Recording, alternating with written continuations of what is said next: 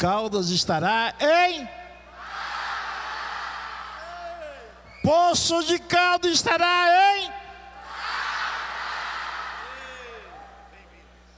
Glória a Deus. Nós estamos em pé e neste momento eu quero dar a honra do pastor Orlando fazer a oração para nós e a apresentação do pregador desta noite, para nós ouvir a mensagem da palavra de Deus. Meus amados irmãos, a paz do Senhor, uma alegria muito maravilhosa, uma alegria muito grande. Se Poços de Caldas não tivesse aceitado o desafio, nós não estaríamos aqui, você não estaria aqui. Mas louvamos a Deus por esta grande bênção. Meus irmãos, a UMADESMIG, que é a União da Mocidade das Assembleias de Deus do Sul de Minas Gerais, abrangendo 12 campos evangelísticos, tem a honra, tem o privilégio, pela segunda vez, de receber o pregador vindo da cidade de Maceió, Alagoas, onde estivemos numa linda convenção, recebendo o nosso amado irmão pastor Genival Bento. Uma alegria muito grande. Glória a Deus. Vamos receber o servo de Deus dizendo: és bem-vindo em nome de Jesus.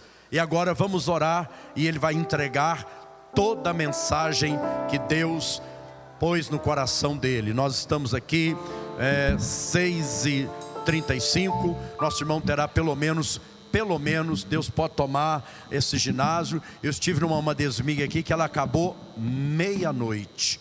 Quem que lembra disso? Levanta a mão. Quem lembra? Quem estava aqui? Ó, novinho, eu tenho certeza que não estava não. Quem é mais experiente assim como eu? Quem estava aqui quando Deus tomou esse ginásio nas mãos dele? O culto terminou em torno de meia-noite, meia-noite e meia. Teve um motorista que falou: não pode, gente, vou buscar o pessoal que está demorando. Quando ele chegou aqui, chegou, Jesus batizou o motorista com o Espírito Santo. Aqui ele ficou. Quem sabe o Senhor vai repetir essa dose, essa bênção gloriosa, né? Mas, meus irmãos, também tem muitas caravanas que vão viajar longe. Estamos aqui desde as 17 horas. Então o pastor tem pelo menos 1 hora para falar tudo que Deus tem para nos entregar. Nosso Deus e Pai, te louvamos e te adoramos, ó Senhor, por ter abençoado rica e poderosamente esta UMADESMIG, e muito mais o Senhor vai abençoar. O Senhor já usou teu servo na UMADESMIG em Itajubá. Por certo o Senhor vai continuar usando o teu vaso, pastor Genivaldo, para trazer uma palavra do céu para o nosso coração. Senhor, usa-o poderosamente. Esta UMADESMIG é tua, a nossa vida é do Senhor. Faça como tu queres, nós somos teus servos. Salva almas nesta noite, cura enfermos, batiza crentes com o Espírito Santo, renova as nossas vidas, opera maravilhas, recompensa o pastor Paulo e a equipe aqui de Poços de Caldas. Ó Deus Pai, nós oramos em nome de Jesus, agradecidos. Amém. Ainda em pés, vamos receber o pregador. Tua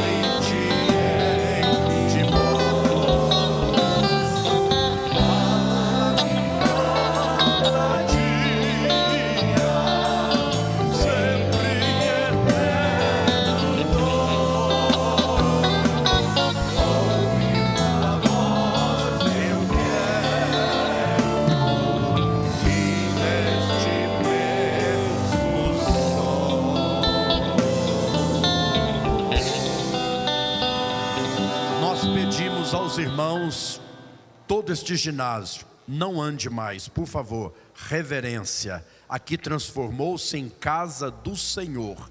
Então, a reverência na casa de Deus. Ninguém ande, ninguém converse. Vamos ouvir o que Deus tem para falar conosco. Obrigado, pastor.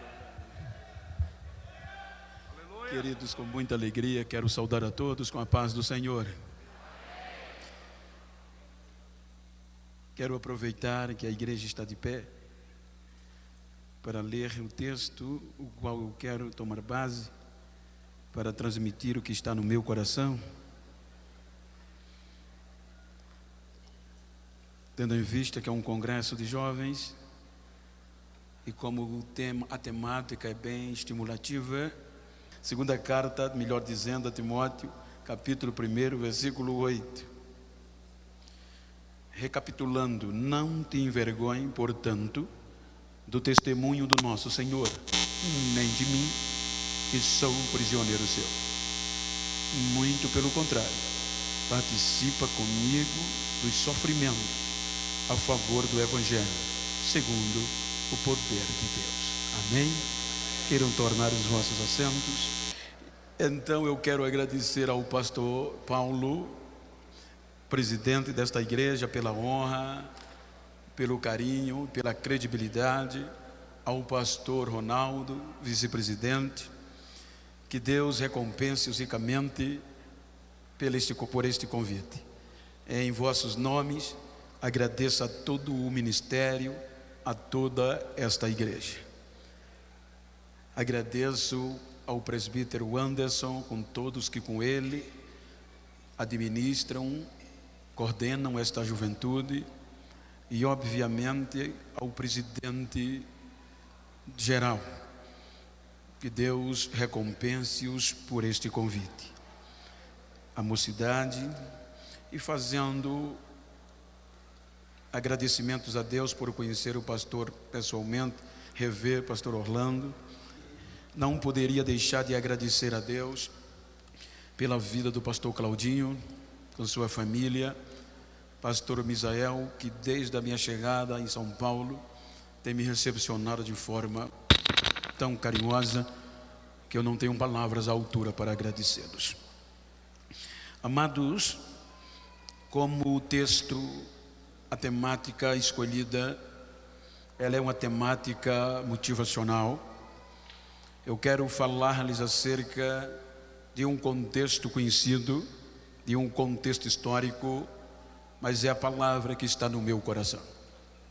Para entendermos o que Paulo estimulou a um jovem em dias difíceis, quero pedir a vossa permissão para contextualizar.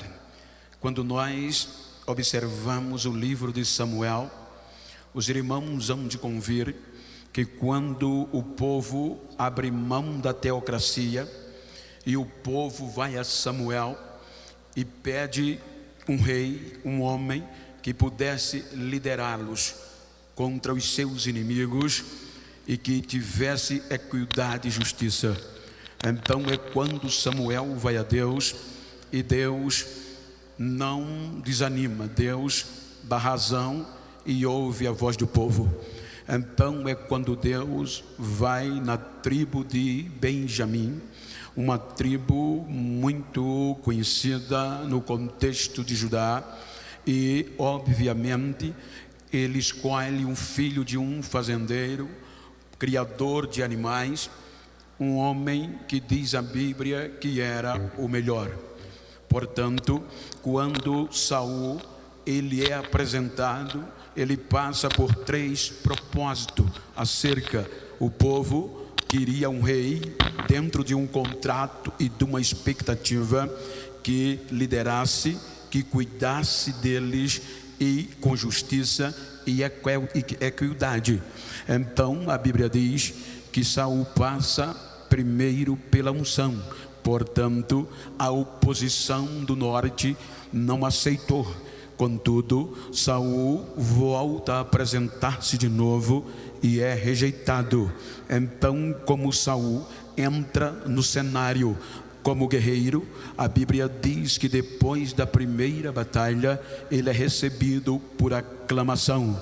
Se os irmãos observar o contexto territorial, politicamente falando, Saul entra como rei, como guerreiro. Possa perceber que o reino não se desenvolveu como esperado, ou seja, então ele não tem o carisma do povo, pois ele se dedicava à guerra e esquecia do povo. É quando isto o leva a perder este sentimento, ele se ensoberbece. Então agora vem Davi. Quando Davi vem, os irmãos percebam que quando Davi entra no cenário, ele não entra simplesmente em um contexto de guerra, mas num contexto normal. Ele entra por fé. Quando ele é conhecido no meio do povo, ele entra por fé, tendo em vista que é o primeiro desafio. Ele disse a Golias: tu vens a mim com espadas e com lanças, mas eu vou a ti em nome do Senhor Deus de Israel. E hoje toda a terra, toda a terra saberá que em Israel há um Deus que salva. Então, quando Davi se destaca, conforme em todo segmento, em todo sistema, trouxe inveja, porque agora Davi entra no coração do povo e Saul, revoltado com ciúme, tenta coibir a liderança de Davi. Ele foge com os irmãos, sabe a história. Agora o reino, ele entra em um contexto, porque Davi era do sul, então Davi, sendo do sul, havia o contexto do norte, por isso que ele só vem reinar sobre todo o Israel depois de muito tempo. Mas os irmãos vejam que Davi foi um rei de guerra, um rei sanguinário. Ele constituiu muitas vitórias. Não é à toa que ele se tornou o maior e o mais carismático rei de Israel. Até hoje é comentado por conta da justiça e da equidade que ele tinha.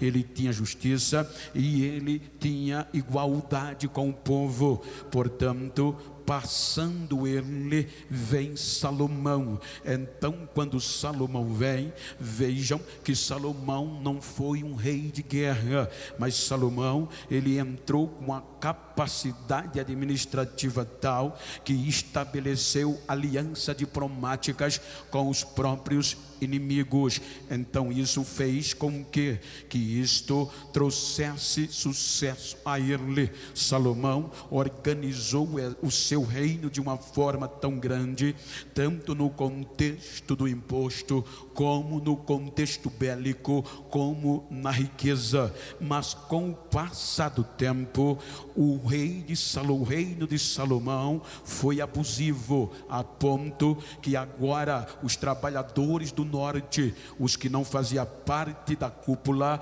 tinha que trabalhar para sustentar a regalia e o conforto do palácio. É aqui que quando os moradores do norte, como Salomão era do sul, e percebeu que estavam trabalhando para favorecer a riqueza, a luxúria do rei Salomão, levantaram-se uma revolta, quando a Bíblia diz que um dos súditos de Salomão, chamado Jeroboão, quis levantar uma revolta porque não suportava mais os impostos e sobretudo do povo do norte. Então é quando Salomão fica sabendo e manda que mate Jeroboão. Então Jeroboão foge de Salomão e vai se esconder no Egito. Quando Salomão começa neste contexto, é por isso que a Bíblia diz que Salomão começa no final do reino oprimir o povo. Aquele reino que começou com sucesso esplendoroso, agora o seu luxo para manter o palácio e o reino, o povo pobre trabalhava para manter os impostos, era eram mais do que os privilégios.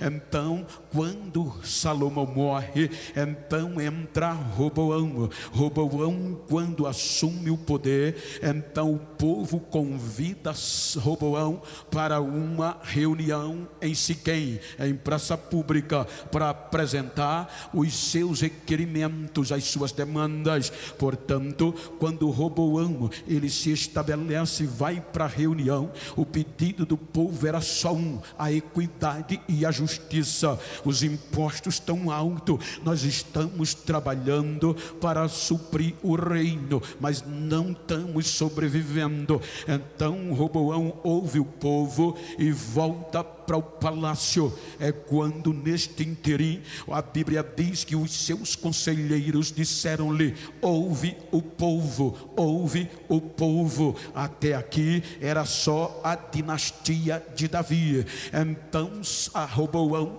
não deu ouvido aos seus conselheiros e foi pedir conselho aos amigos de corte. Então estes jovens amigos disseram a ele: não ouve o povo. Se o teu pai foi duro, exige mais. Então é quando Roboão vai para o centro da reunião e diz que não vai ouvir o povo. Veja que ele diz: se o meu pai oprimiu vocês com chicote, eu vou ser mais duro do que ele, eu vou oprimir com vara de ferro. Então aqui o povo do norte não aceita e começam a gritar: nós já não temos parte com a dinastia de Davi, o que temos nós com Davi. Então diz a Bíblia e a história que o povo do norte partiu para o lado do norte, rasgando, abdicando a dinastia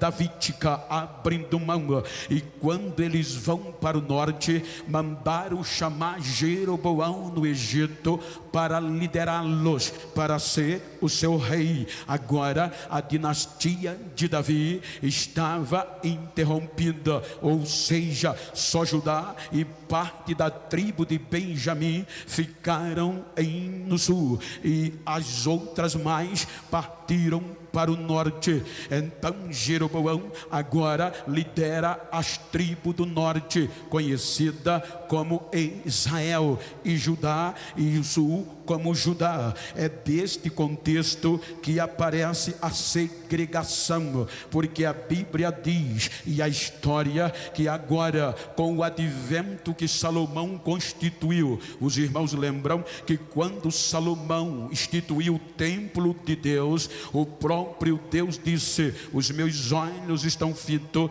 e os meus ouvidos atentos às orações ou à oração que fizerem neste lugar. Então com isso Salomão proibiu qualquer tipo de culto em qualquer região. Todo lugar de adoração tinha que ser em Jerusalém. Isso implica dizer, para você entender, que quando o templo foi constituído, Salomão mandou fechar todas as congregações, desde sul a norte. Lugar de adorar é só no templo em Jerusalém. Agora com a divisão do reino, então as tribos que partiram para o norte tinham que vir a Jerusalém. É aqui que a Bíblia diz que Jeroboão não aceitou, porque ele sabia, como não tinha lugar de adorar só em Jerusalém, se ele libertasse o povo a vir, liberasse, então o rei e os sacerdotes poderiam conquistar o povo e o povo não voltar. É quando ele tem a ideia de constituir dois altares de adoração, um em Dan e outro em Betel, e ele estabelece o bezerro de ouro representativo para o povo adorar. Agora o povo do norte adorava e clamavam como uma tipologia ao bezerro de ouro, porque Jeroboão não deixou eles vir para Jerusalém. Então a discórdia começa aqui. O pessoal do sul guerreava e queria contra o norte, e agora para o pessoal do sul o norte se tornou impróprio e impuro, porque eles não vinham para Jerusalém para adorar. Então os irmãos percebem que essa disputa começa aqui. Para os de Judá, o povo do norte não era puro, mas com o advento da degradação das dinastias, tanto de Jeroboão como de Davi, então vem o cativeiro. Quando o cativeiro babilônico vem, então Israel perde o direito e a liberdade. Então o pessoal do norte é levado para a Síria e o pessoal do sul é levado cativo para Babilônia. Com o passar de 70 anos, agora eles voltam, mas voltam com a mesma discriminação e a mesma rixa. Do norte não se relacionava bem com o pessoal da Judeia. Com o passar dos anos, os irmãos hão de convir que quando Isaías, antes do cativeiro, entra no cenário, conforme o tema, ele está falando da restauração da dinastia de Davi. Quando ele diz, veja que o capítulo 40, ele é voltado para a vinda do Senhor e a majestade do Senhor. Isaías estava profetizando, consolai, consolai o meu povo, porque o Senhor, ele vem, ou seja, ele vinha fortalecer, estabelecer com justiça e com equidade a dinastia e o reino de Davi para sempre. Então, dentro deste interim, depois do cativeiro, agora o povo volta como escravo, volta para Jerusalém, deixa a escravidão para ter um sucesso de novo. Mas o povo não deu ouvido, o povo não quis recomeçar. Então vem o Império Grego Macedônio, e quando o Império Grego Macedônio vem, então este império, ele agora predomina e ele tira os nomes originais de todas as nações que eles conquistavam. Então agora a terra de Israel é chamada de Palestina. Então, com o advento do Império Grego-Romano, a Palestina era conhecida como povo de Israel. 64 anos antes de Cristo é quando o general Pompeu, o general romano,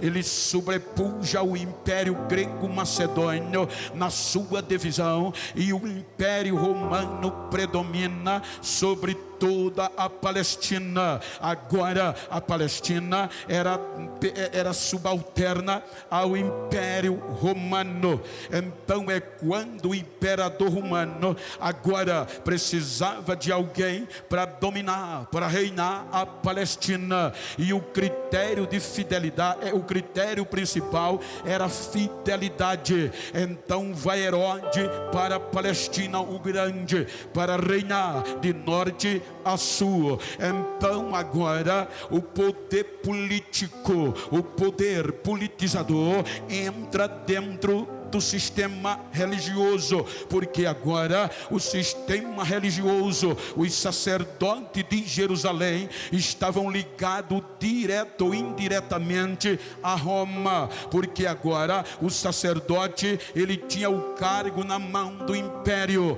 e por não querer perder o cargo, tinha jogo de cintura, porque a religião agora era responsável pela ordem pública, pelo sagrado. Então o sumo sacerdote começa o grupinho. É aqui que surge, que eclode de uma forma excepcional nesse período intestamentário, os grupos religiosos conhecidos como saduceus, fariseus, essênios, zelotes, herodianos. Estes eram os grupos. Os irmãos, só para ter uma pálida ideia, os irmãos lembram algo similar. Os irmãos sabem que hoje nós temos vários grupos políticos na nossa federação, e cada um tenta conquistar a opinião do povo e a sua confiança, ou seja, para o interesse comum. Assim também era na época. Agora os saduceus brigavam para ter o domínio do povo. Do outro lado, os fariseus eram os dois mais potentes e mais importantes, tendo em vista que agora os saduceus, mesmo sendo formado pela cúpula sacerdotal e os mais ricos de Jerusalém, tinham o domínio de tudo, ou seja, eram eles que mandavam, eram eles que oficializavam os cultos em Jerusalém. Então eles agora mandavam, só que os saduceus, diz a Bíblia, tinha uma deficiência. Eles não acreditavam e não aceitavam a tradição oral dos judeus. Eles só acreditavam na Torá. Por isso que eles não acreditavam em espírito, em anjo, nem em salvação. Pelo outro lado, os fariseus, o mais rigoroso e o mais populoso no seu contexto, acreditava na tradição oral. É a partir desta briga interna pelo domínio do povo que surge a segregação entre eles. Veja como era um gráfico, se eu fosse usá-lo. Na cúpula, representando o sagrado, o limpo e os mais honrados, vamos usar o termo odierno, o alto escalão ou o alto clero, estava os saduceus. Os saduceus, eles oficializavam o culto, era o sagrado, era o limpo.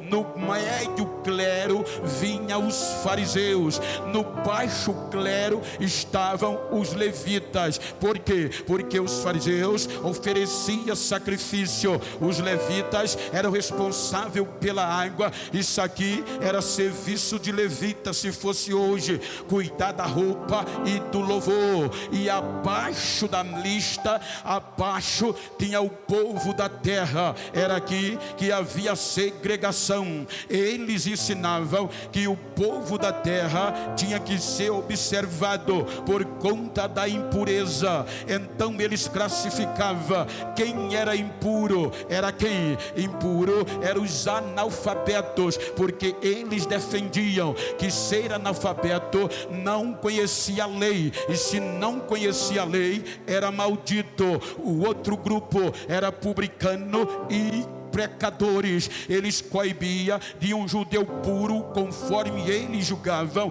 entrar na casa de um publicano e de um pecador. Então veja que eles vão denegrindo, e ao lado norte era quase que impossível. Eles diziam que o povo do norte, ou seja, era impuro por conta da mistura da fronteira sírio-fenícia. Ou seja, só para os irmãos ter uma pálida ideia, salvo engano, mas pelo conhecimento da chegada, esta aqui, me corrijam, é a primeira cidade neste contexto de Minas, fronteiriça com São Paulo. Ora, é comum que até o dialeto não seja tanto como o de mais para frente. Talvez o nossa do paulista funcione aqui, talvez o ai do mineiro funcione na primeira cidade de São Paulo, por conta da fronteira. Então o povo do norte fazia fronteira com os sírio-fenícios,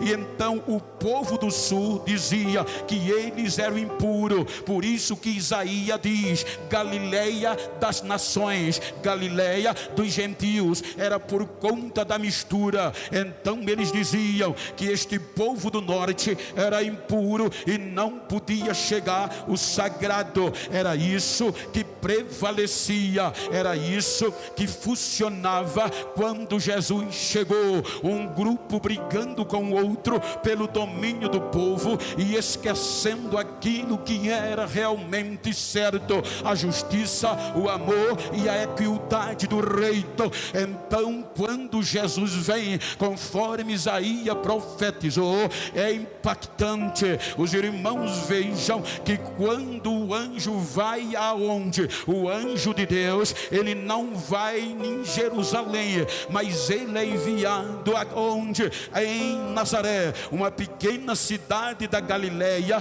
que não era nem vista no mapa. Aí o anjo vai na Galileia, na cidade de Nazaré, e aparece a Maria e diz: salve, salve, agraciada, o Senhor é contigo, porque no teu ventre vai nascer um filho, e ele será chamado Filho do Altíssimo, e ele vai restaurar o reino de Davi. Ele vai trazer justiça e equidade para todo o povo. Aí vejam que quando Jesus nasce na dinastia, houve uma guerra, porque Herodes o Grande fica sabendo: nasceu o rei dos judeus, a dinastia de Davi ainda está viva. Aí Herodes, em síntese, disse: é o rei, então mata todas as crianças de 2 anos para baixo, para eliminar a Jesus. Mas não conseguiu. Jesus, depois que Herodes morreu, ele volta para ele volta para Galileia, ele vai para o norte. Então, quando Jesus completa 12 anos, ele vem para o sul fazer o que? A festa da Páscoa.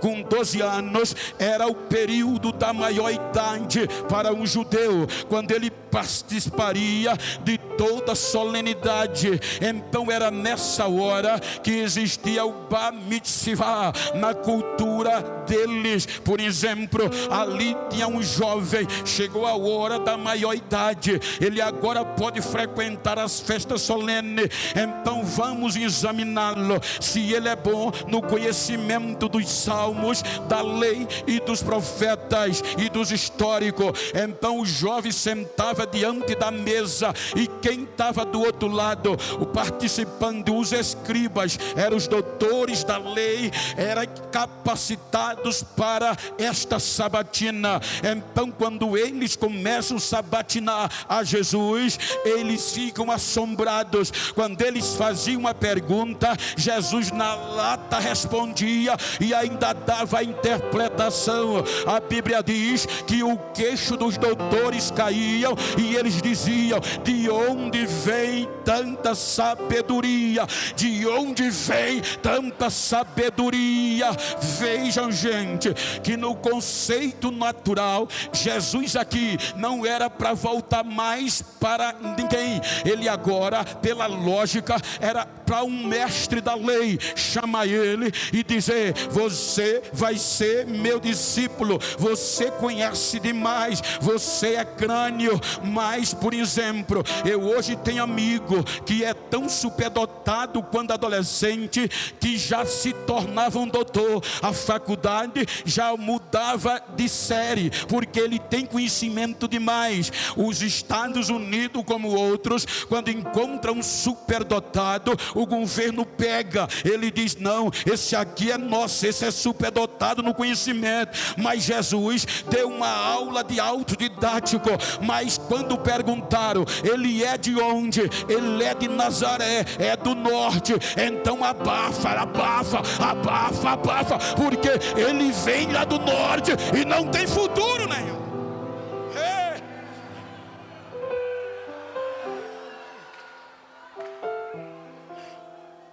Jesus passa 17 anos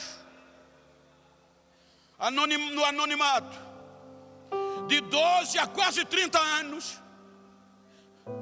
ninguém fala nele. É aqui que a Bíblia diz que quando ele completa quase 30 anos, ele vai para o Rio Jordão. E quem estava no Rio Jordão?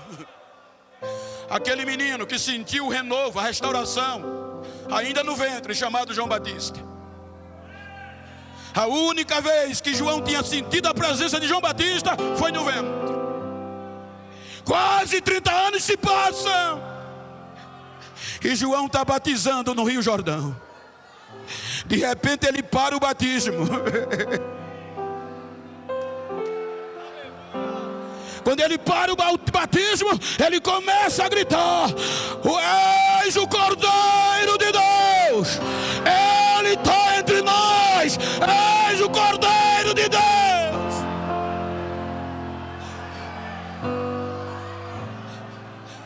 Ele é batizado, gente. O céu se abre. Deus diz: esse é o meu filho amado. Nele vai estar a justiça e a equidade e o amor. A Bíblia diz que Jesus é levado para o deserto. Resiste às tentações de Satanás. Depois de tentado, ele volta para o interior, para Nazaré. E a Bíblia diz que ele começa ensinando nas sinagogas. A Bíblia diz que o primeiro sermão que Jesus fez, cheio do Espírito Santo, foi rechaçado. Porque ele pregou uma mensagem restauradora. Que a justiça dos que existia, que podia fazer, não fazia. Ele chegou pregando dizendo: Deus me enviou para restaurar os corações tristes, para abrir os olhos do cego, para pôr em liberdade os cativos, dar esperança a quem não tem.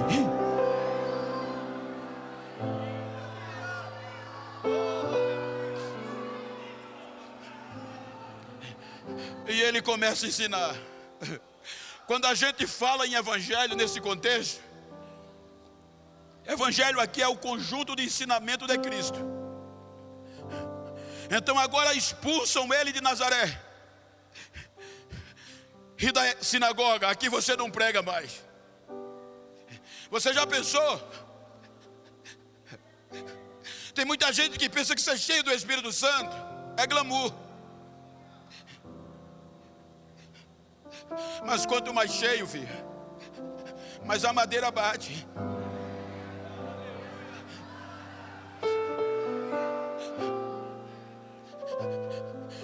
Agora não queriam mais que ele pregasse.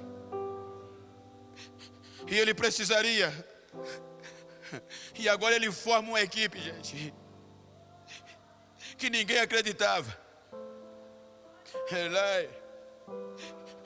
Ele vai atrás de pescador. Ele vai atrás de trabalhador rurícola.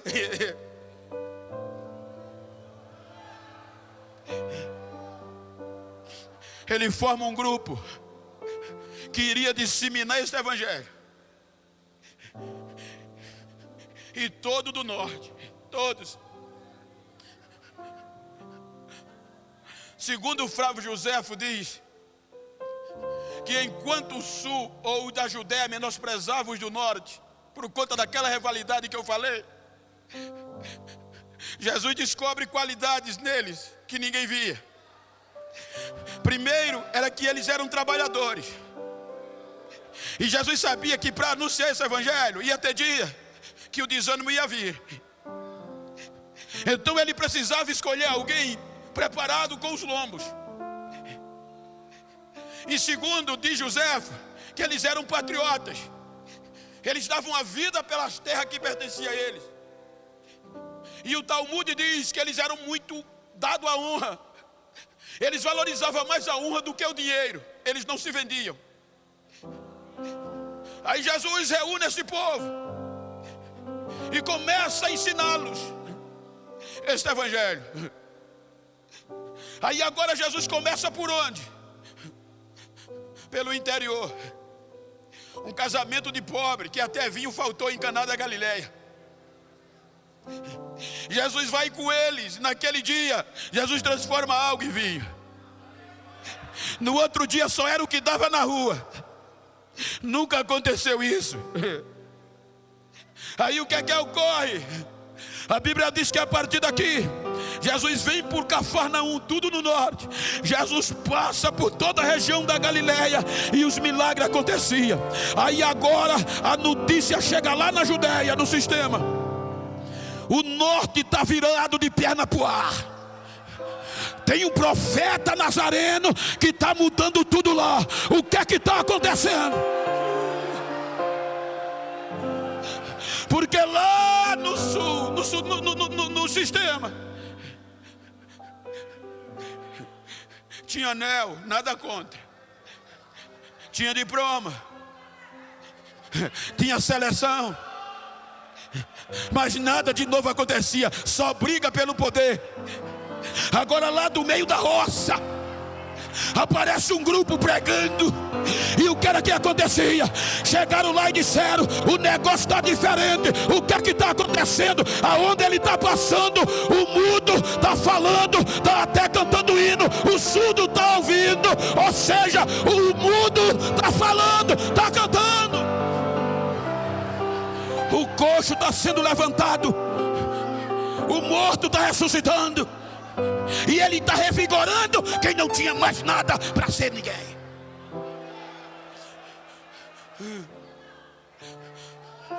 Aí o que é que eles fazem? Primeiro eles tentam fazer o quê? Pegar Jesus numa casca de banana. Ele não é tão bom assim. Veja que a Bíblia diz em síntese que geralmente eles usavam os peritos da lei. Perito é especialista em assuntos específicos. Os peritos chegavam para Jesus no meio do povo, queriam humilhá-los. Senhor, cheio de pose. Quando ele dizia mestre, era zombando. Mestre, qual é o maior mandamento? Aí veja que Jesus dizia: mas tu és mestre e não sabes? Ama o Senhor teu Deus sobre tudo, de todo o teu coração, de toda a tua alma, de toda a tua força. Ama o teu próximo como a ti mesmo. Vai e faz isso. Eles baixavam a cabeça e diziam: disseste bem. Eles perdiam uma por uma. Aí agora vem o contexto. Quem está seguindo ele? Ele está arrestando gente do norte e do sul. Até os cirofenícios estão seguindo ele, os gregos. O poder e o nome dele ultrapassou as fronteiras. Então vamos denegrir a imagem dele. Como eles tinham poder sobre o povo, eles determinaram: é vergonha, era pejorativo. Qualquer pessoa que seguisse Jesus é miserável. E qualquer um que dizer que ele fez um milagre vai ser expulso do convívio da sinagoga. E isso começou a se espalhar. Como eles tinham o controle do povo, imagina a zoada que isso deu.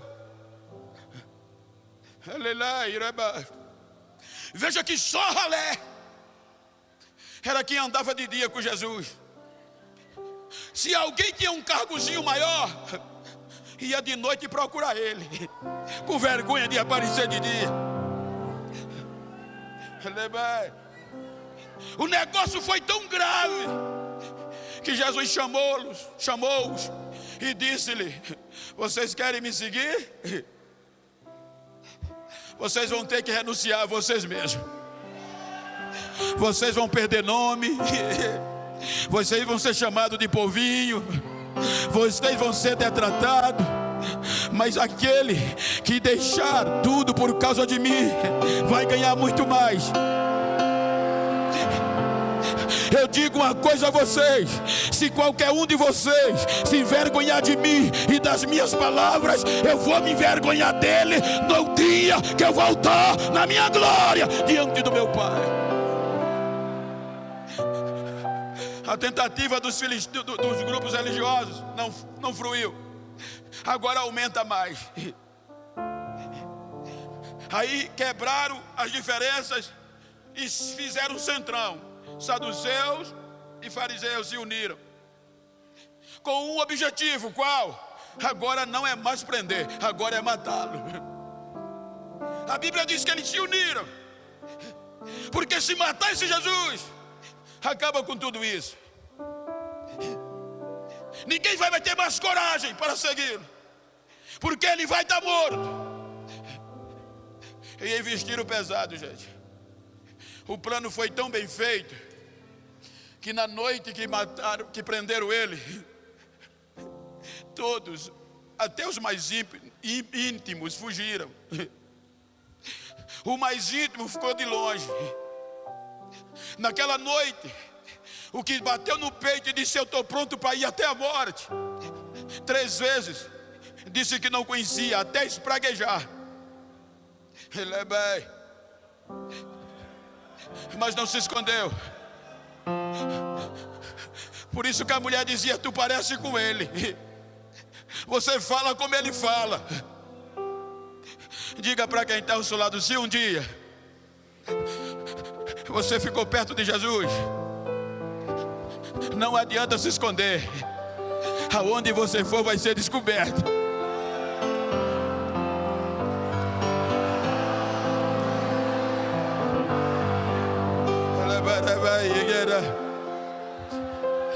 Prende-o. A Bíblia diz que os discípulos dissiparam-se. O primeiro dia foi fatal. Chicotearam, massacraram.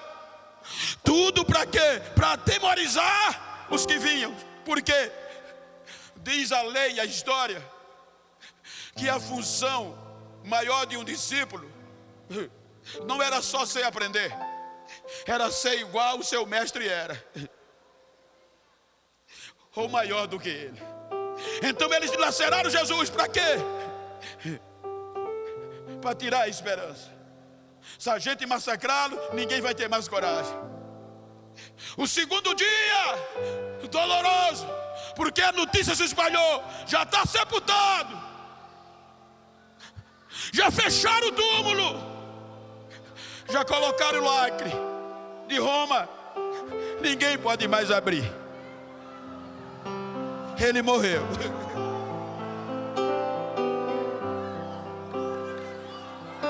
Eu já disse e volto a dizer, uma das coisas que me impactaram nesse ano foi a notícia que surgiu no mês de março. Me impactou muito quando uma escola de samba no estado de São Paulo, famosa, trouxe para o sambódromo isso aqui: a morte, o inferno e Jesus. Então, quando eles fizeram o enredo no sambódromo, e a televisão em rede mundial transmitindo, quando eles terminaram o enredo, Jesus continuou caído, e a morte cantando, pulando, mas o inferno. E isso se espalhou. Quando eles terminaram, a maior emissora do nosso país chamou o organizador e o intérprete para dar os parabéns. E quando foram parabenizados, o organizador bateu no peito e disse: alcançamos o nosso objetivo. A notícia que está correndo é essa: a morte e o inferno venceram a Jesus. E isso se espalhou. Mas eu queria que você enchesse o peito de ar, olhasse para quem está ao seu lado e gritasse: é fake news.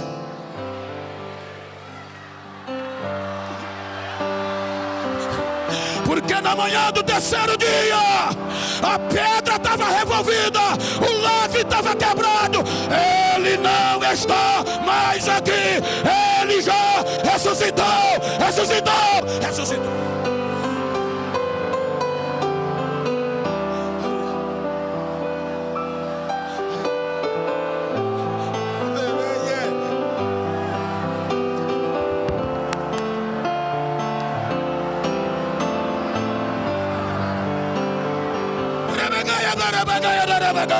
Adore, adore, adore, adore, adore.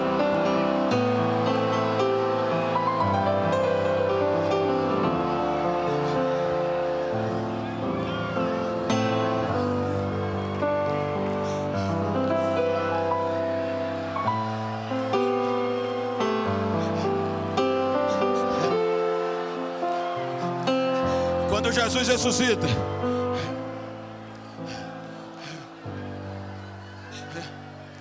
gente, coloca o tema aí, por favor. Quando Jesus ressuscita,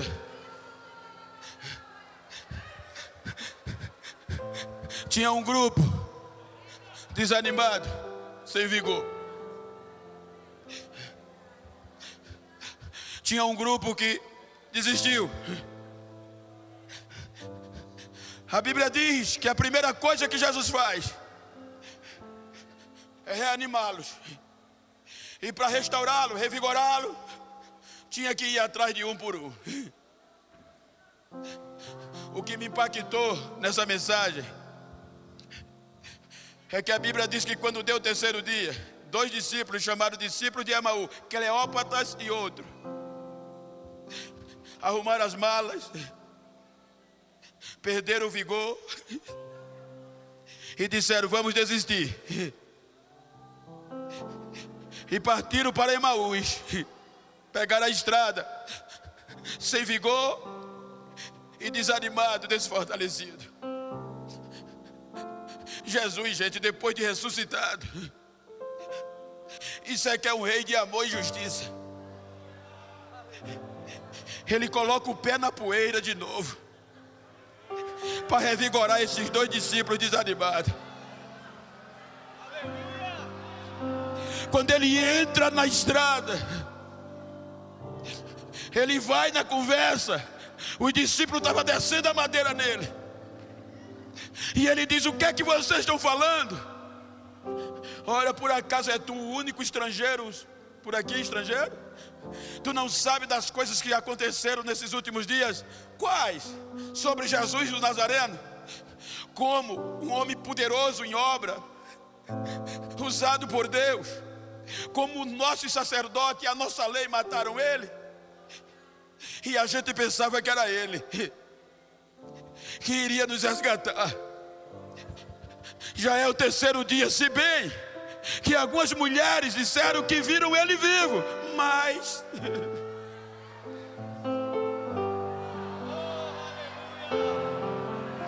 e Jesus vai ouvindo. Deixa eles falarem. Quando eles falam, Jesus começa a pregar. Oh, como é difícil. Vocês são duros de coração. Vocês não percebem que era necessário que o Cristo padecesse para entrar na sua glória? Aí começou a pregar de Moisés até a ressurreição. Quando vai terminando de pregar, o sol declina. Aí eles chegam em Emaú, os discípulos de Emaú entram para a cidade, para a aldeia, e Jesus passa direto. Aí eles gritam: moço, já é tarde, o dia já foi embora, é perigoso andar essa hora. Fica esta noite com a gente, amanhã o senhor vai. Aí Jesus aceita o convite, constrangido, e entra na casa. Quando ele chega em casa, diz: tens alguma coisa de comer? Temos pão, traz por favor. A Bíblia diz num detalhe, só um detalhe: no partir do pão. No partir do pão, diz a história que quando ele pegou o pão que partiu, os 2 viram o buraco do grampo no punho dele, olharam para o outro e disseram: é o mestre, é o mestre, é o mestre. Quando olharam para frente, ele não estava mais, é o mestre. Por isso que quando ele falava, o nosso coração pegava fogo, queimava por dentro. Perderam o medo, arrumaram a mala, foram revigorados, levantaram a cabeça, e na mesma noite voltaram para Jerusalém e chegaram onde estavam os outros, gritando: ele está vivo, ele está vivo, ele está vivo.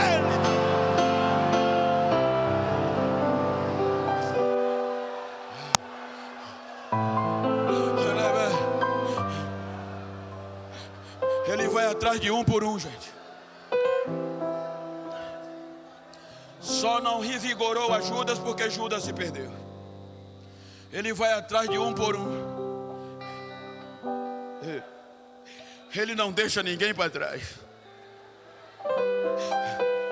Uma das coisas que eu achei lindo, pastor, é que um amigo meu do soldado americano, que já participou de guerra no Afeganistão, e ele comigo na minha casa, eu também fui na casa dele. Temos uma amizade íntima de irmãos. E eu questionei-o: qual é a coragem de vocês ir para a guerra, meu Deus? Ele disse: Bento, o segredo não está na guerra, está no treinamento, na preparação. Mas como? Quando nós saímos para a guerra, é que o nosso treinamento é mais duro do que a guerra. E lá nós somos catequizados a morrer por duas coisas: primeiro, a pátria; segundo, o companheiro. A gente não pode, coronel, deixá-lo para trás. Ele disse: tem hora, Genival, que a gente está no campo de batalha e a gente vê um companheiro pisar num campo minado, e a bomba explode e joga ele para cima. Quando ele cai, já cai sem as duas pernas. Aí o pensamento não presta mais para nada. Mas a preparação, o treinamento diz: ainda está respirando? Tá, coloca no ombro.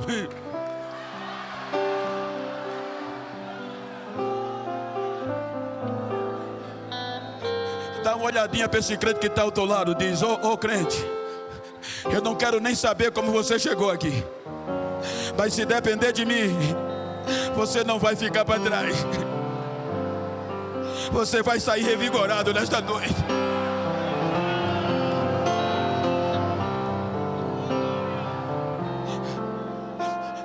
Jesus revigora um por um. E depois que Jesus é assunto dos céus, agora é eles que assumem. Veja que o revigoramento foi tamanho que ninguém conseguia pará-los. Agora o sistema, eles são indoutos, são ignorantes. É fácil pará-los. O fogo não conseguiu pará-los. As cadeias não desanimaram eles mais. Chicoteados, mas pregando esse evangelho com coragem, com vigor, com ousadia. Aí usaram o conhecimento. Eles não sabem nada. Vamos usar a lei. Já que a gente não pegou o mestre, a gente para eles pela lei. Aí é quando aparece doutor Saulo, formado em direito, filósofo, conhecedor do mundo grego, romano, exímio orador, que debatia com os gregos, e para ganhar de um grego em oratória precisava ter cabedal. Aí o mestre Gamaliel diz: esse é o cara.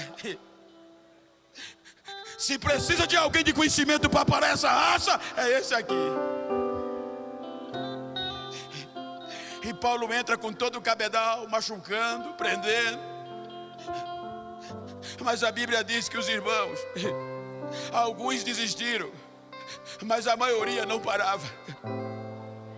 Fugiram de Jerusalém, mas por onde passava não tinha vergonha de pregar esse evangelho. Veja que o impacto foi tão grande que eles sacudiram Samaria, chegaram em Damasco, viraram Damasco de perna para o ar. Aí Paulo, com raiva, soube, pediu a autoridade judicial, sacerdotal: vou em Damasco, vou trazer preso um por um. Pegou a escolta policial e vai a Damasco. Vou conjecturar, a notícia já chegou: doutor Saulo está vindo aí. E quando o doutor Saulo entrava, era recebido com honra de estado, tapete e os soldados para recebê-lo. Quando estava tudo preparado, antes dele chegar em Damasco, um facho de luz ao meio-dia. Eu acho lindo, Diego, que a história diz que no meio-dia o sol consegue gerar muitos 15 milhões de graus Celsius. Em qualquer continente, a força maior do sol é o meio-dia.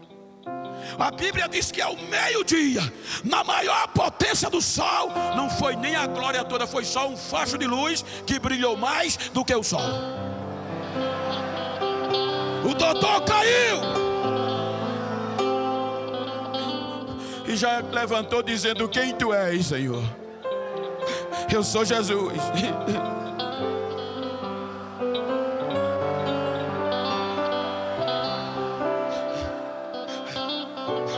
O homem que estava sendo esperado, com recepção de chefe de estado, agora já entra rebocado, cego, crente, jejuando e orando.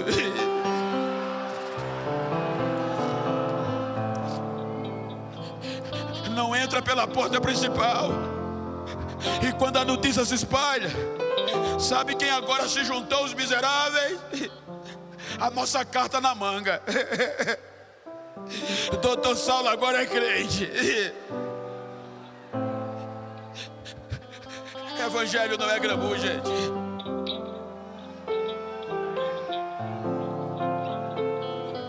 A palavra fortalecimento e revigoramento é por conta disso aqui.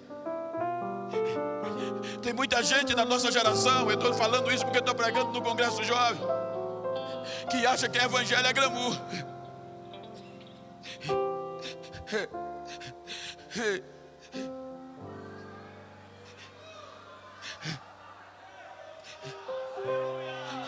Hoje nós nos tornamos fonte de renda para muitas mídias.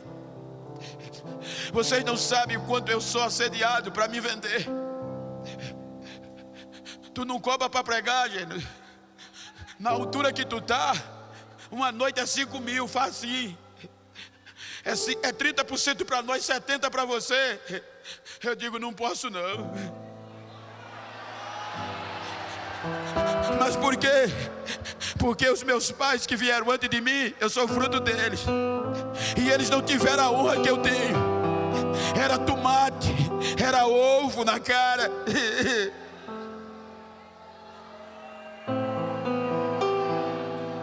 Mas eles não tinham vergonha de falar desse evangelho. Muitos iam evangelizar com banana verde na bolsa, comia, dava tempo amadurecer, sem voltar para casa.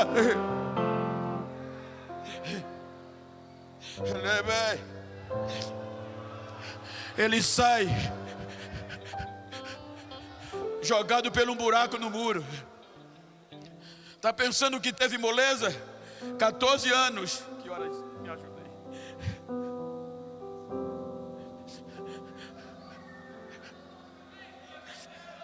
Ele é jogado pelo um buraco.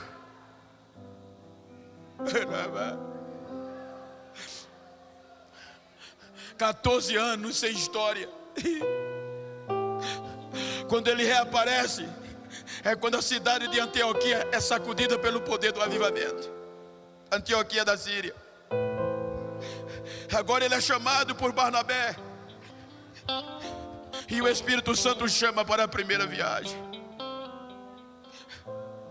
Até a cidade de Antioquia da Pisídia. Estava tudo bem. Algumas aflições. E João Marcos desanimou, desfaleceu e perdeu o vigor. E voltou. Em Antioquia da Pisídia são expulsos. Eles podiam desistir, mas não desistiram. Parte para a região licaônica, tudo na Galácia, Icônio, Listra e Derbe. E Listra, era hora dele ser ovacionado, era hora de abafar. Vendo que o homem tinha fé para ser curado, gritou: levanta e anda. O homem levantou. Aí o povo aplaudia. Mercúrio, Júpiter desceram entre nós. Os deuses estão entre nós. Não, gente, não foi a gente não. Esse homem está de pé, não é a gente não, é Jesus. O chicote bateu. A Bíblia diz que ele apanhou tanto que foi arrastado para fora da cidade porque pensavam que ele já tinha morrido. Os irmãos souberam, correram para lá. talvez assopraram, ajudaram, ele levantou, o sangue correndo, Alain, mas ele não desistiu. Um desses homens vão pegar força, gente. Como a gente desiste fácil. Na segunda viagem, ele descobre este grande personagem jovem chamado Timóteo. Ele circuncida Timóteo, coloca Timóteo na comitiva. Timóteo faz parte da primeira viagem para a Europa, depois da visão de Troade. E nessas viagens, Timóteo viu Paulo ser chicoteado, ser preso em Filipe. Mas chicote nas costas dos outros, não é? A gente não sente. Agora Paulo volta para a Ásia e deixa Timóteo responsável pelo centro comercial na cidade de Éfeso, uma igreja. E Timóteo fica tomando conta da igreja. Ele volta para a Europa e deixa Timóteo tomando conta.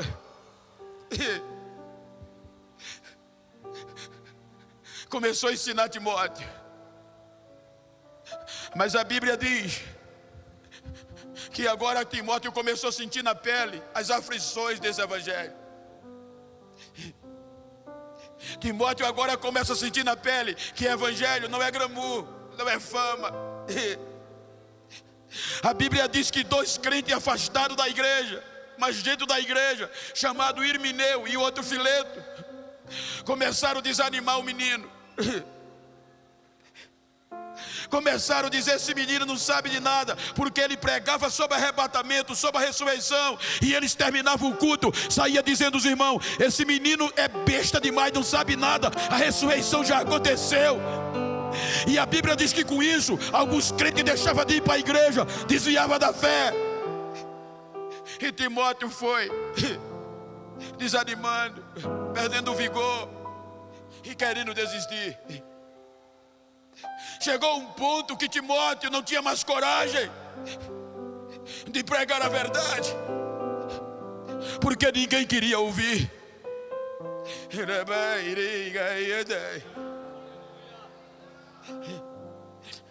Aí Paulo escreve da prisão de Roma, sabendo que esses danadinhos estavam desanimando Timóteo, e Timóteo precisava de uma injeção.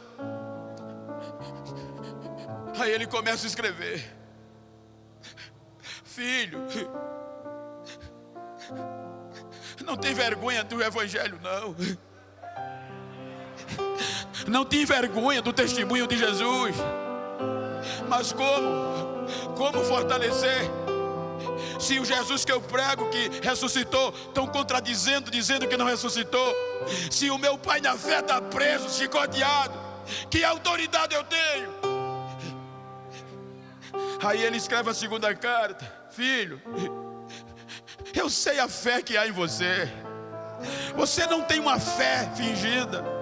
É a mesma fé que habitou na tua mãe, na tua avó, e eu sei que existe em você. Eu estou te escrevendo por esse motivo, filho, para te dizer um negócio: desperta o dom de Deus que há em você, porque dentro de você tem um potencial maior do que o que está com eles. Quando eu impus as mãos sobre você, o Espírito Santo tomou conta de você. E o Espírito de Deus não é espírito de medo, mas é de coragem. Parte para cima, parte para cima.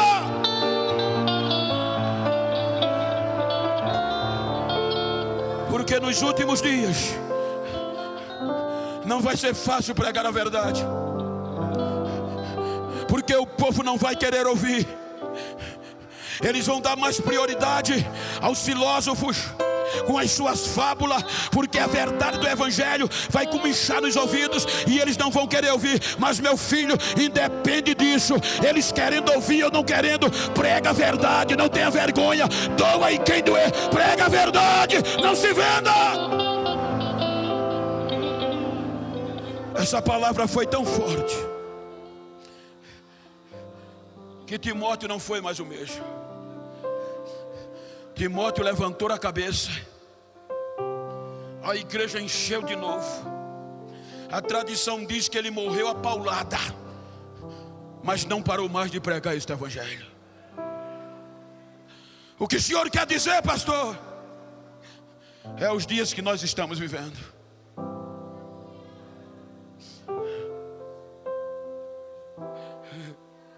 Estão nos bombardeando de todos os lados. Eu conheço lugares que já não pode mais dar glória à Assembleia de Deus, porque escandaliza, já é vergonha. Eu estava num congresso missionário e comigo estava um dos maiores reitores da Faculdade Evangélica do Brasil.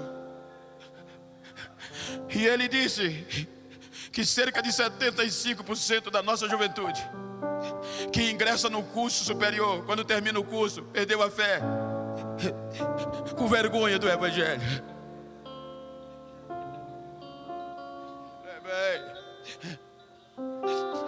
Estão nos chamando de povinho, porque agora em alguns lugares é vergonha andar com a Bíblia. Tem gente que já anda com o celular no bolso porque não quer mais andar com a Bíblia, porque é vergonha.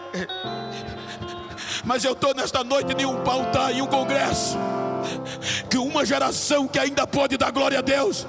Eu estou pregando nesta noite para uma geração que ainda pode ouvir línguas estranhas. Eu estou pregando esta noite para uma geração cheia de Deus, que ainda pode se ouvir profecia, que ainda acredita que Jesus pode batizar com o Espírito Santo ainda esta noite.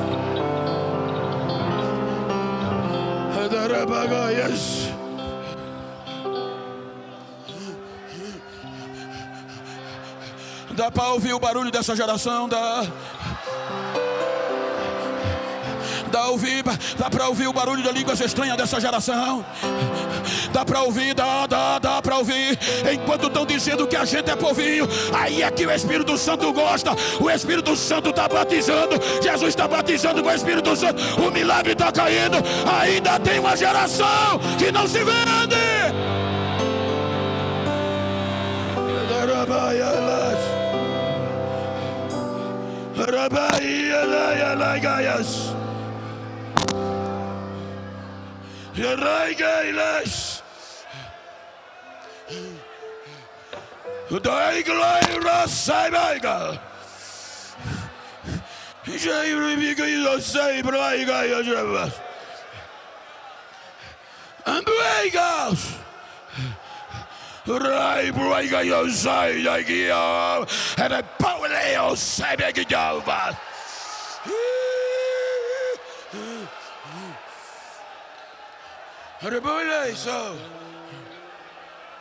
I just go to my saints, I see. I didn't belong. I don't go right, I say. I do regular yourself at your Olympia tells all. It's a break of seat of power, I say. I they go here, and they go lumber, they got your chocolate out, you just so.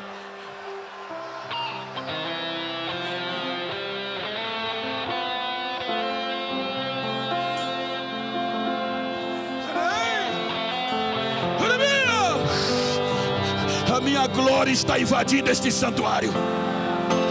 Os meus passos estão invadindo este santuário. Eu estou levantando esta geração, um avivamento, um revigoramento. Eu estou fortalecendo esta geração. Assim diz o Senhor, assim diz o Senhor.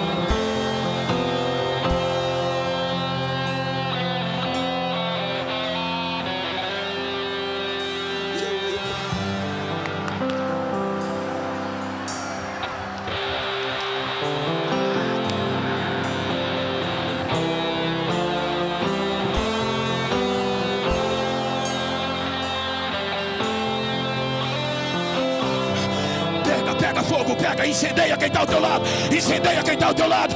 Não tenho vergonha de falar línguas estranhas. Eu não tenho vergonha do testemunho de Jesus Cristo. Eu sou pentecostal.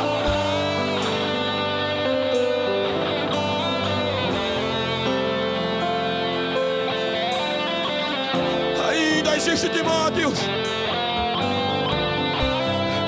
Deixa eu ver a mão dos Timóteos do século 21. Ainda tem Timóteo. Ai, desperta, do fortalece-te no Senhor.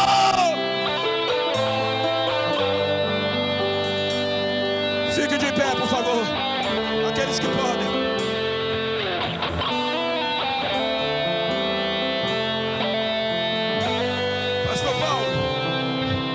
Eu sou vice-presidente de um campo de 6.000 membros. Eu quero pedir sua permissão para interagir com a igreja.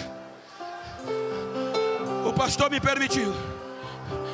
Se você está perto de uma pessoa do mesmo sexo ou íntimo, vira para ele aí, se você pode. Me ajuda aqui, companheiro. Há um respeito hierárquico. Me ajuda aqui, pastor Ronaldo. Vira para ele assim, olha para mim não, olha para ele, nos olhos dele, nos olhos dela, e diga: não estou nem aí como você chegou nesse congresso. Quero saber como você vai sair. Diga: vou sair fortalecido, vou sair revigorado. Diga: me faz um favor, se depois desse congresso tu encontrar alguém metido a besta por aí, que pensou que eu ia desistir, que pensou que eu ia ter vergonha do evangelho, dá um recado a ele. Diga a ele que a casa dele caiu. Eu vou sair pegando fogo. Eu não tenho vergonha do evangelho de Jesus. Eu não tenho. Abraça ele.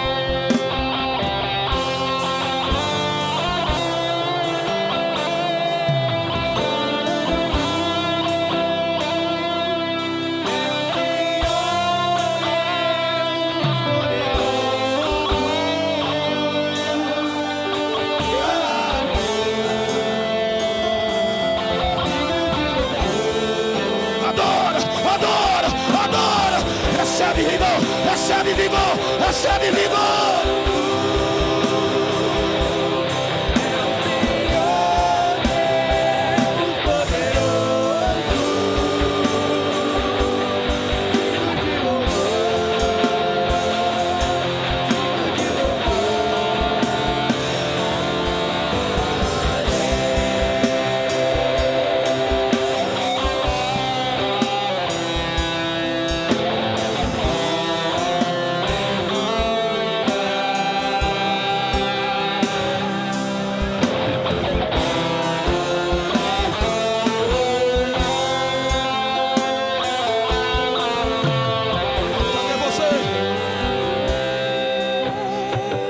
Você que desistiu?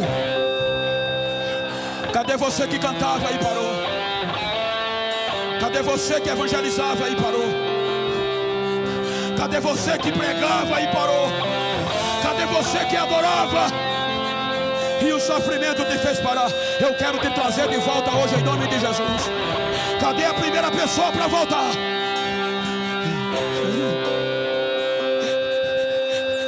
Cadê a primeira pessoa para recomeçar?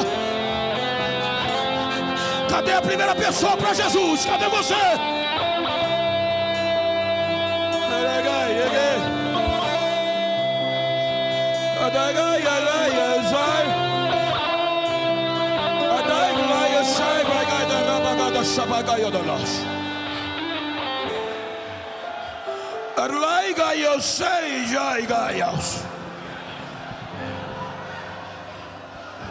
I'd like Sarah. I'd really go outside. I'd like a Sarah. Diga lembra o seu de evasão. I'd like a ray outside. O Espírito Santo está te dando uma língua diferenciada. Like real outside. E através desse mistério, Ele está renovando muitas vidas. Raiz, eu sei, replicou te afasta.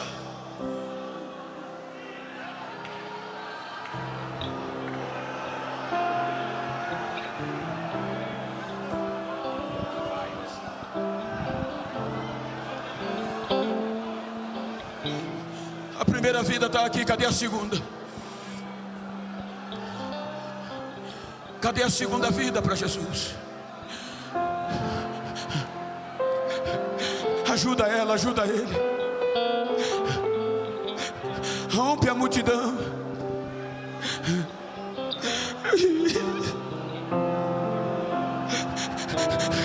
Ajuda ela, não deixa ela para trás. Diga para ela: se depender de mim, você não fica para trás. Ela pode estar aí pertinho de você. A segunda está chegando. Cadê a terceira? A terceira está aí juntinho de você. Ajuda ela. Coloca ela no ombro. Ela foi ferida.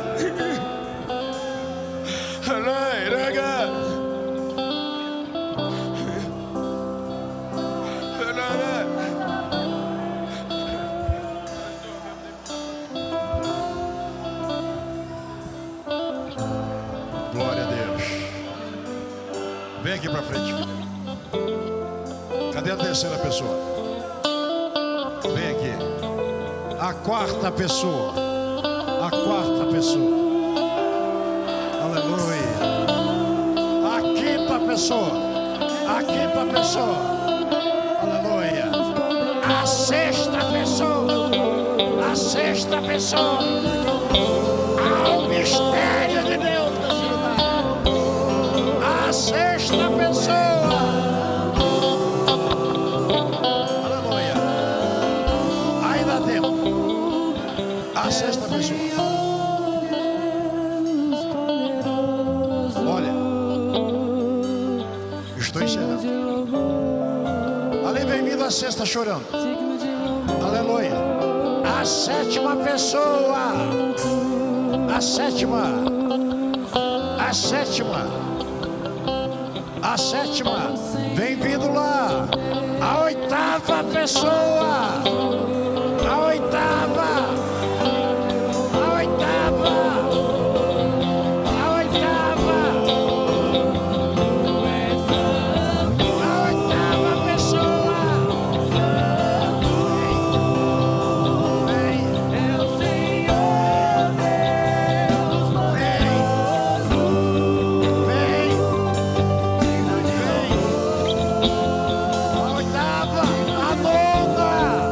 A décima. A décima. Pode descer das galerias. Bem-vindo a décima aqui, ó. A décima primeira. A décima primeira pode descer da galeria. O milagre é hoje. A décima primeira. Aleluia. Ainda há tempo. A décima primeira. Ainda tem lugar. Ainda tem lugar. A décima primeira, vem. Aleluia, vem. Aleluia. A décima primeira. Não saia não. Saia com a tua bênção nesta noite. A décima primeira. Ali vem vindo chorando. Aleluia. Vem chorando. Um irmão, abraça ele, entrega ele aqui. Aleluia. A décima segunda. A décima segunda. Há um mistério de Deus. Estamos encerrando uma desminde nesta noite. Mas o Senhor quer te salvar. Quer mudar a tua vida. Ali vem vindo. Aleluia. O mistério de Deus.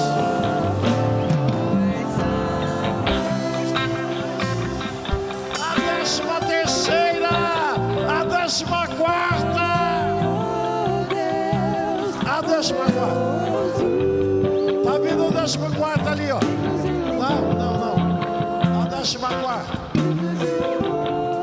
A décima quarta. Eu quero orar por essas vidas. Aleluia.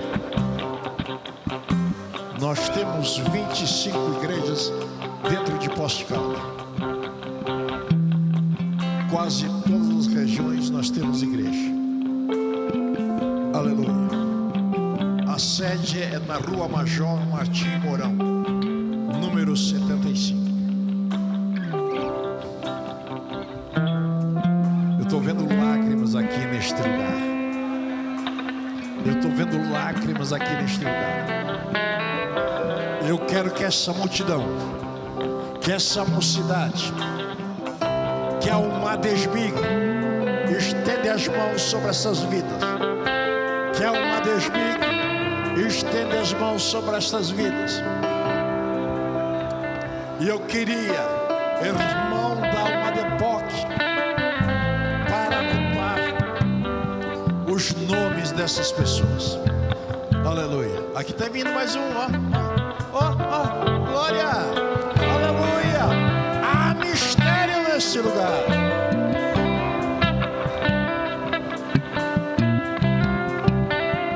Vou orar.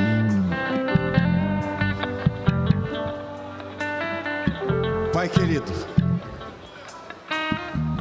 nós glorificamos o teu nome nesta noite. Por Senhor da vida nesta noite a essas pessoas que aqui chegam, para o Senhor transformar essas vidas, para o Senhor libertar, para o Senhor mudar. Olha aqui, moço, olha aqui para mim. Jesus quer libertar a tua vida, a vida de vocês nesta noite. Jesus quer mudar a tua vida nesta noite. Aleluia. Eu creio agora, Senhor, numa restauração. Eu creio agora numa mudança de vida. Eu creio agora numa libertação. Em nome de Jesus, liberta. Escreva o nome do livro da vida e dai a bênção e dai a vitória. Em nome de Jesus. Em nome de Jesus. Ali tem. Acompanhe aquelas jovens e senhoras ali. Estarão anotando o nome de vocês. Para nós fazermos isso. Abaixa o som um pouquinho. Eu, como pastor da igreja, hospedeira, eu quero agradecer a Deus pela vida de cada um dos irmãos da Alma de Esmique. Quero agradecer a Deus pela tua vida, Paulo. Aleluia. Aleluia, aleluia. Quero agradecer a Deus pela tua vida, pastor Orlando. Quero agradecer a Deus, aleluia, pela sua vida, aleluia.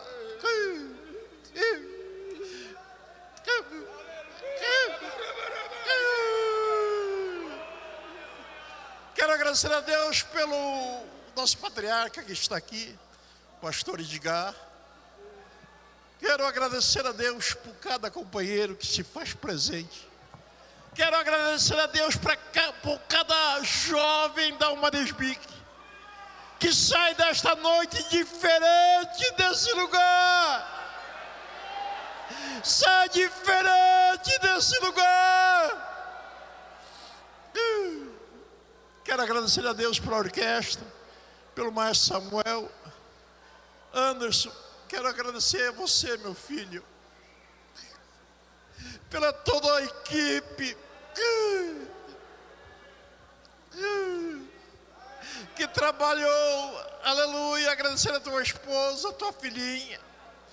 Quero agradecer toda a equipe que trabalhou, que se empenhou para que se realizasse a Alma de Esmique.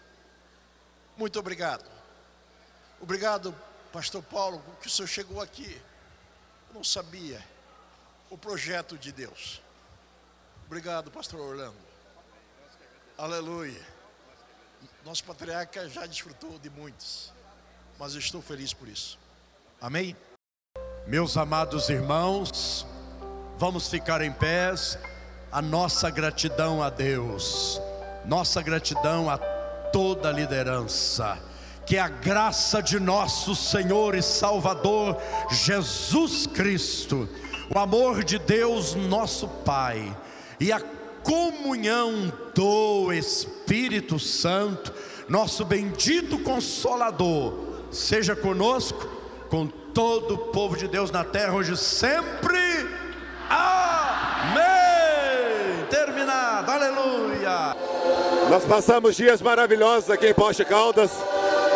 Fomos muito bem acolhidos pelos irmãos aqui, pastor Paulo, presbítero Anderson e toda a equipe. Deus manifestou o seu poder, saímos daqui fortalecidos e revigorados, e essa Alma de Esmique ficará guardada nos nossos corações. Em primeiro lugar, a paz do Senhor a todos os telespectadores. É indizível o privilégio a mim de poder, tanto pela primeira vez, estar em Poços de Caldas, como participar desse congresso maravilhoso. É impactante, isso que nos motiva a continuar pregando, ser uma geração em pleno século XXI comprometida com o Evangelho. É mais que gratificante. Então isso eleva o meu agradecimento ao pastor Paulo, ao pastor Ronaldo, ao Anderson, por toda esta organização e parabenizo essa juventude. É uma palavra de motivação para que não desistam, porque o Evangelho não muda, ele é o mesmo, só depende de nós pregar a verdade e Deus faz o resto. Deus abençoe o pastor, um ótimo retorno, muito obrigado. Meus irmãos, é maravilhoso, eu não tenho palavras para agradecer a Deus por tudo que Ele proporcionou nesses 3 dias de festa. Foram 3 noites impactantes da palavra de Deus. Eu acredito que muitos jovens saíram daqui, saíram fortalecidos e revigorados, inclusive eu. Uma benção, só temos a agradecer a Deus por tudo que Ele faz por nós. Esse é o objetivo principal, né? O objetivo principal é nós termos salvação de almas. Quando há uma salvação de alma, há uma grande festa no céu. Então nós hoje tivemos aqui 15 pessoas, se eu não me engano, aceitando a Jesus como Salvador. Essa é a maior alegria, é o maior presente que nós podemos ter, são pessoas se rendendo aos pés de Jesus. Amém, Deus abençoe. E 2020, Lavras? Amém, 2020 nós estaremos aí em Lavras, faremos o possível para estar em peso. Já através desse vídeo, convoco todos os jovens do nosso campo para retribuir a Lavras o que eles fizeram. Eles estiveram com 10 ônibus aqui, né? E nós temos que ir lá em peso. Em nome de Jesus, já convoco desde já a toda a liderança do nosso campo para estarmos lá adorando a Deus em Lavras em 2020.